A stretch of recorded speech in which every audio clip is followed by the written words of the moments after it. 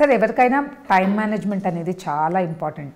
So అన్ని resolutions కన్నా ముందు నేను బిలీవ్ చేసేది టైం మేనేజ్మెంట్ అనేది నిజంగా అంటే ప్రతి దశలో మారుతూ ఉంటుంది. ఎలా మేనేజ్ చేస్తున్నాము అనేది అది మారుతూ ఉండాలి, బెటర్ అవుతూ ఉండాలి.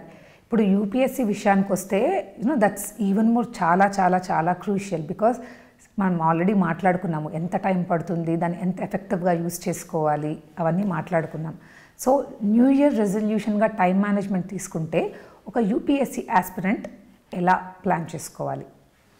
యాక్చువల్గా యూపీఎస్సీ ఆస్పిరెంట్కి టైం అనే సెన్స్ లేకపోతే చాలా ప్రమాదం. ఎందుకని అంటే ఇక్కడ ఏడాది ఏం జరుగుతుందో తెలియదు.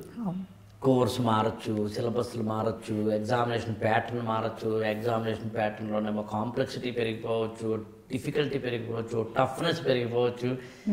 అండ్ వీళ్ళు కూడా ఎనర్జీ తగ్గిపోవచ్చు, డబ్బులు తగ్గిపోవచ్చు, ఓపిక తగ్గిపోవచ్చు, ఇంట్రెస్ట్ తగ్గిపోవచ్చు. అందుకని ఒక ఆస్పిరెంట్ ఎప్పుడు కూడా టైం మేనేజ్మెంట్ చాలా కీలకం. అందుకు నేనేమంటానంటే నువ్వు అడిగిన ప్రశ్నలో పక్కనేమో రిజల్యూషన్ గురించి మాట్లాడతాను, రెండేమో టైం మేనేజ్మెంట్ గురించి మాట్లాడతాను. న్యూ ఇయర్ రిజల్యూషన్స్లో స్పష్టంగా ఒక స్టూడెంట్ తీసుకోవాల్సింది ముఖ్యంగా జనవరి 1 నాడు, జనవరి 1 నుంచి జూన్ వరకు లేదా మే వరకు ఒక ఫేజ్గా పెట్టుకోవాలి. ఓకే. ఆ తర్వాత ఇంకొక ఫేజ్గా పెట్టుకోవాలి. మొదటి 5 నెలలు 6 నెలలు అంటే ఎగ్జామినేషన్ ప్రిలిమినరీ ఉంటుంది. ఓకే. ప్రిలిమినరీ ఎగ్జామినేషన్కి రాయాలి అనుకుంటే కనుక దానికి తగ్గట్టుగా ప్రిపేర్ అవ్వాలి. ప్రిలిమినరీ మెయిన్స్ అనే ప్రిపరేషన్లో విభాగాలు లేవు సివిల్ సర్వీసెస్లో.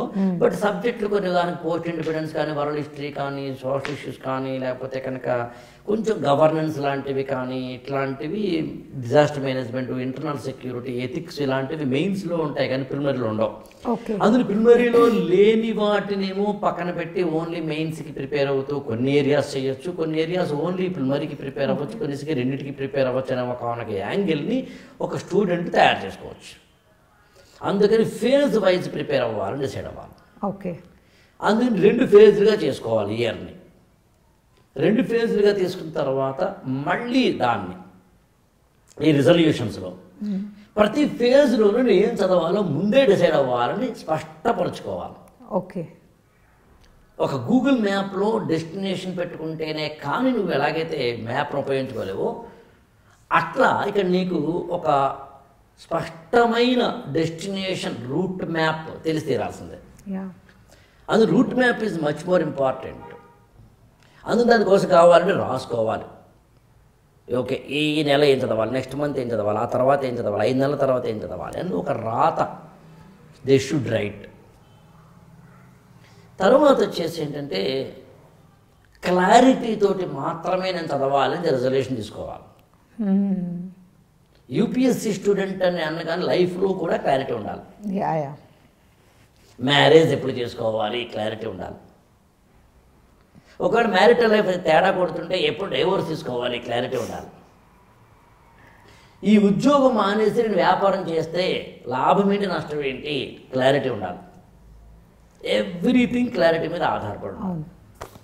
అందులో ముందు అసలు ఒక స్టూడెంట్ ప్రిపేర్ అవ్వడానికి ముందే రెజల్యూషన్ తీసుకోవాల్సిన క్లారిటీ ఉందా లేదా, ఓల్డ్ క్వశ్చన్స్ ఎలా చదవాలి, ఆర్టిఫిషియల్ ఎలా వాడుకోవాలి, యూట్యూబ్ని ఎలా వాడుకోవాలి, గూగుల్ ఎలా చేయాలి, ఏ పుస్తకం చదవాలి, ఏ పుస్తకం చదవకూడదు, ఎప్పుడు చదవాలి, టెస్ట్ సిరీస్ ఎప్పుడు రాయాలి, కోచింగ్ తీసుకోవాలక్కర్లేదా, తీసుకుంటే ఎలాంటి కోచింగ్, ఆన్లైనా ఆఫ్లైనా, అసలు ఏంటి everything clarity clarity clarity clarity. అసలు మనందరి జీవితాలు కన్ఫ్యూజన్ వల్లే కదా ఎంత ఇబ్బంది. అంతే, మనకేం కావాలి, అవతల వాళ్ళకేం కావాలి, ఎవ్రీథింగ్ తెలియకపోవడం వల్లే కదా. అసలు మనందరి జీవితాలకు ఒకే కారణం ఏంటంటే కన్ఫ్యూజనే. కన్ఫ్యూజన్ వల్ల మాత్రమే మన జీవితాలు ఇలాగ ఆగమాగం అయిపోతున్నాయి. విజయ, ఎందుకు కన్ఫ్యూజన్ వస్తుంది? Too many options, too much exposure probably. So many options, exactly, చాలా ఎక్కువ, సో మెనీ ఎక్స్పోజర్స్. ఇంకా ప్రధాన కారణం చెప్తాను, మనకి ఏం కావాలో మనం నిర్ణయించుకోకుండా పక్కవాళ్ళ నిర్ణయాల మీద మన నిర్ణయాలు ఆధారపడ్డాం. Very true. నేను ఎలా బతకాలి అనేది వాడు ఇతరుల మీద ఆధారపడిపోతున్నాను నేను. వాళ్ళు నగలేసుకున్నారా, అయితే నేను వేసుకోవాలి. ఇండివిజువల్ మనకంటూ ఒక ఇది లేకపోవడం, ఇండివిజువాలిటీ లేకపోవడం వల్ల నా జీవితంలో నా పాత్ర కన్నా ఎక్కువ ఇతరుల పాత్ర నా జీవితంలో ఆటలాడడం వల్ల అది తగ్గించుకోవాలి. రంగస్థలం మీద ఏదైతే ప్రతి పాత్ర వచ్చేసి ఆడుతూ ఉంటాయో అలా మన జీవితంలో ఇతర పాత్రలు వచ్చేస్తుంటాయి. మన జీవితంలో నిర్దేశించే పాత్రలు బలంగా ఉండేవి 4. 1 పేరెంట్స్, 2 వైఫ్ ఆర్ హస్బెండ్, 3 పిల్లలు, 4 మనం తెలియకుండా మనం ఇంపార్టెన్స్ ఇచ్చేవాళ్ళు. ఓకే, ఆ 4 చాలా ప్రమాదం. We are giving unnecessary value to someone.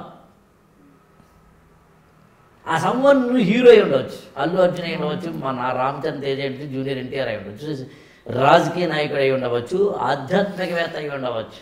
We are giving something value to them, significance to them. అక్కడ రాంగ్ అవుతుంది. అందుకని మన మీద మన కమాండ్ ఉండాలి.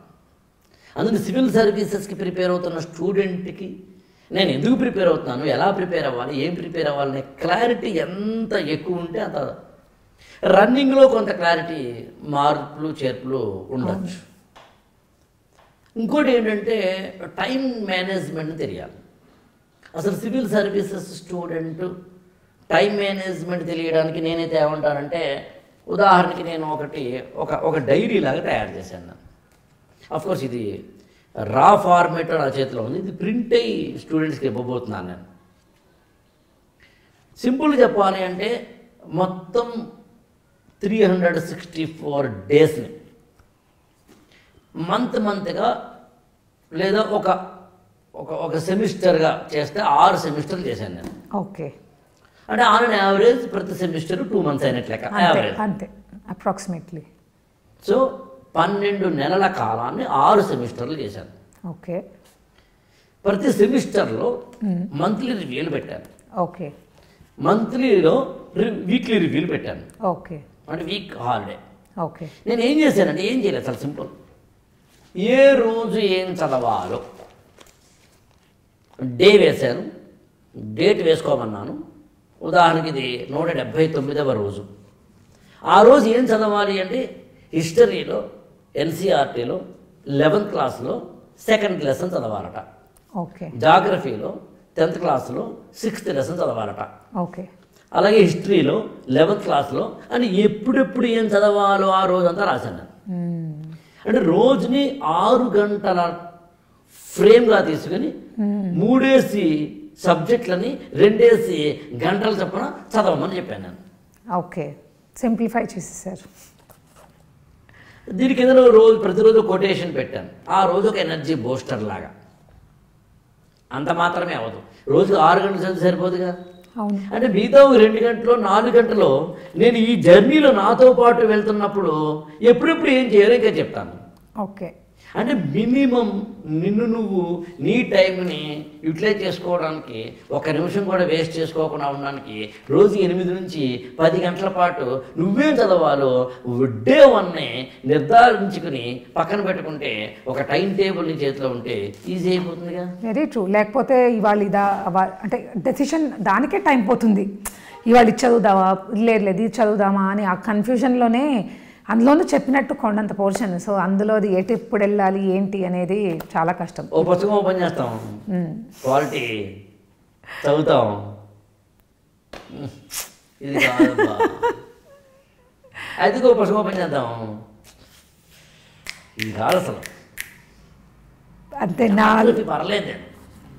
ఎకానమీ 2 గంటలు అయిపోయింది, 4 సబ్జెక్టులు మార్చావు, ఏది అవ్వదు. అలా కాకుండా 365 డేస్ని నువ్వు ఒకే ముందే డిసైడ్ అవ్వు. అది నీకు కష్టమే. అందుకనే నేను చెప్పినట్టుగా నేను వేసిన టైం టేబుల్ ద్వారా మీ అనుభవంతో